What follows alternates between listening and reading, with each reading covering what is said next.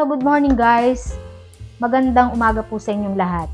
So today guys ay welcome back po muna sa channel ko. Siyempre, Hilda Chavez Ebio po at i-share ko po sa inyo today guys ang napakasimpleng recipe ko sa pagluluto ng okra. So magluluto ako guys ng okra at ako'y nag-harvest dun sa aking garden na naman. Kaya ito ay organic at hindi binili at walang halong kemikal. So ayan guys, i-share ko sa inyo kung paanong lutuin ang okra sa pamamagitan ng sisig. Sisig okra guys. So eto guys, pakita ko ang mga recipe ko. Umpisahan ko ang pagluluto para naman i-share ko sa inyo. So ayan, at ito na nga, nakapag-harvest na ako ng aking tanim na okra. Ayan, nakakuha ko na medyo marami-rami din. Ayan. Eto guys, ay lulutuin ko ngayong tanghali at magiging tanghalian namin. Dahil nga syempre low carb na naman, puro gulay lang. Ayan, eto ngayon ay gagawin kong okra sisig. So ayan guys, share ko lang sa inyo, baka naman marami kayong mga tanim dyan at yung mga hindi mahilig sa okra ay siguradong magugustuhan ninyo ang ganitong luto. So ayan, ito ang aking mga sangkap guys para sa aking okra sisig. Syempre, unang-una ay ang aking oil. Ayan, tansya ang oil. Kung gusto nyo medyo madami o nasa sa inyo kung konti lang. Ako okay lang itong 2 kutsarang oil. At ang aking 2 kutsarang black soy sauce. Meron akong pepper powder, black pepper powder guys. At syempre ang aking chili flakes. Ayan, ito ang napaka-importante guys, chili flakes. At pwede rin yung labuyo, hiwain nyo na lang. Syempre ang aking bawang. Ayan, medyo maraming bawang ko. Hahaluan ko siya ng green chili, yung pangsigang, yung mahaba. Ayan, ang aking onion at meron akong 1/4 na meat. Any kind of meat guys ay pwede naman. At syempre ang aking slice okra. Ayan, ito yung fresh slice okra ko na galing sa garden.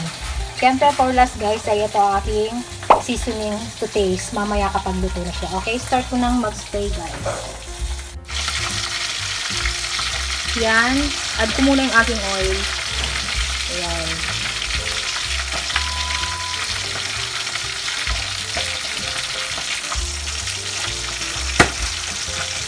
And then, lagay ko na muna ang aking bawang. Siyempre, una sa lahat, bawang.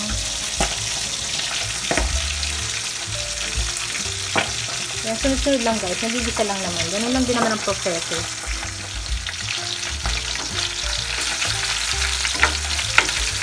Bawang, siyempre. Masarap kapag madami.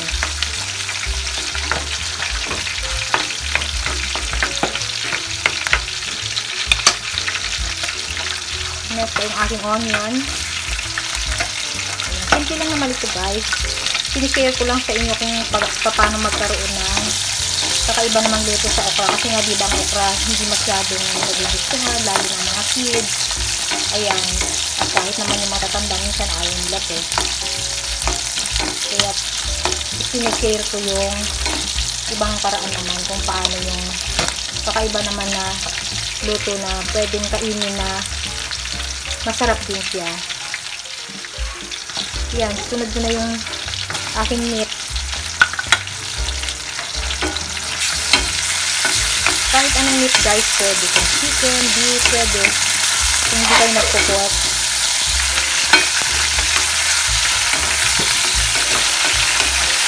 Yan, lutuin ko lang ito ng mga ilang minuto. Dahil hindi naman ito napagalutuin.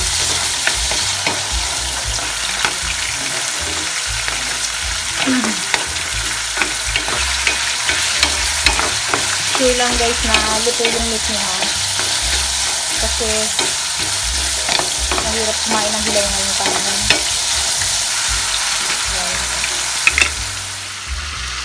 So yan, luto na yung aking pork. Ayan, kaya add ko na itong okra. Ayan.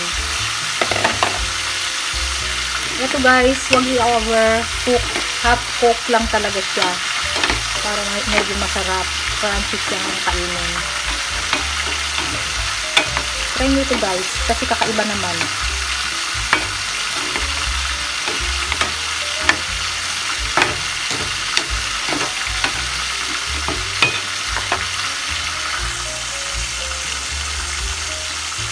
Ayan, lagay ko na yung aking green chili. Ayan, sabay-sabay na yan. At syempre ang aking chili flakes, huwag kalimutan. chili flakes. Yan ang magpapasarap sa okra sisig at ang aking black pepper. Siyempre, lagay ko na ang black soy sauce para magkaroon na siya ng lasa.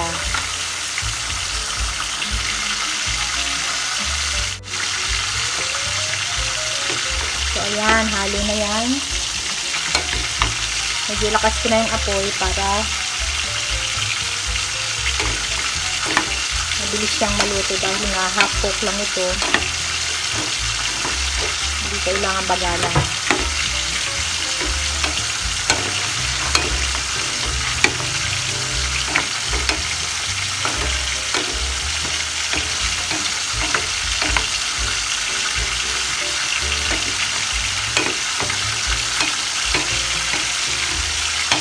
Diba guys, sa itsura pa lang napaka-healthy na. Alam niyo bang the best ito sa diabetic? Kung diabetic kayo, ito ang madalas niyong kainin. At saka nga pala din sa mga nahihirapan ng buntis. Ito guys, ang pa-fertility sa mga babae. Try nyo kumain ng okra. Baka makatulong sa inyong pagbubuntis.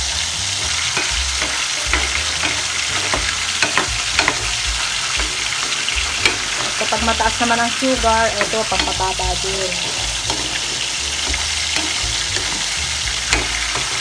At ako naman, dahil low carb ako, ganito lang mga kinakain ko, puro gulay-gulay. Talagang organic guys, kasi galing sa garden. Hindi ko na binili sa market, na mayroong mga spray o chemical na inilagay. Ito wala talaga. Sariling tanim. Ayan, hintayin ko ilang minuto guys, and then okay, natitimblahan ko na lang ng seasoning, and then okay na siya.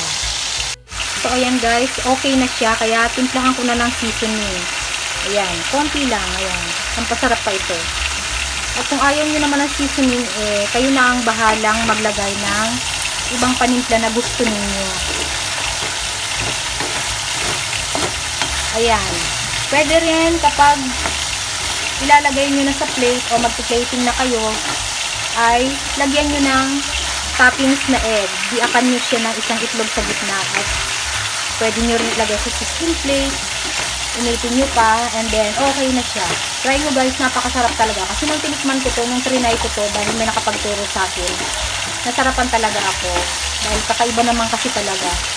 First time kong matikman nyo, kaya inulit-ulit ko ginawa ko na ako. So yan, okay na ito guys. Then magpa-plating na ako and then kainan na.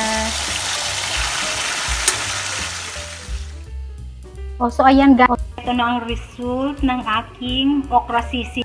Ayan, tingnan nyo guys, ayan. I-try nyo guys, promise napakasarap niya. Kahit bata magugustuhan. Kasi talaga nung natikman ko, masarapan talaga ako, kaya shinare ko sa inyo kasi kakaibang luto siya, hindi lamang panghalo sa pakbet or dinalaga or kinakain ng hilaw. I-try nyo isisig. Ayan guys, pwede nyong lagyan niya ng toppings na egg sa gitna. Ako kasi hindi ko na siya nilagyan, pero pwede siyang lagyan. Ayan guys, tingnan nyo, try nyo na at napaka-healthy. Ayan, sige. And so, ayan na nga guys, natapos ko ng aking recipe na sisig okra. So, ayan guys, gawin nyo na yon. At kung hindi kayo kumakain ng okra ay try nyo yung guys, talagang masarap siya. Magugustuhan ng mga bata. Dati hindi ako mahilig sa okra, pero nung natikman ko yun guys, masarap talaga siya. At nagustuhan din ng aking buong pamilya. So, ayan, napaka-healthy. At doon guys, sa hindi mga nagkakaanak, kumain kayo ng okra. Doon sa mga hindi nagbubuntis na mga kababaihan, makakatulong po ang okra. Promise guys. Ito ay isang sikreto kung paano kayo magkakaroon ng anak or mabubuntis sa napakahabang panahon naghihintay kayo. Ang magtiyaga lang kayo guys na kumain ng okra. Ayan. So, salamat sa inyong panonood guys at sana ay na-share ko ang konting kaalaman sa inyo at meron din akong naibigay na inspirasyon. So, ayan, sa lahat po ng aking subscribers, aking mga followers, sa aking mga viewers, at sa lahat-lahat ng laging nakasubaybay guys, maraming salamat po sa inyo. At sana ay nasa mabuti kayong kalagayan sa lahat ng panahon. So, ayan, advance Merry Christmas po sa inyong lahat and God bless.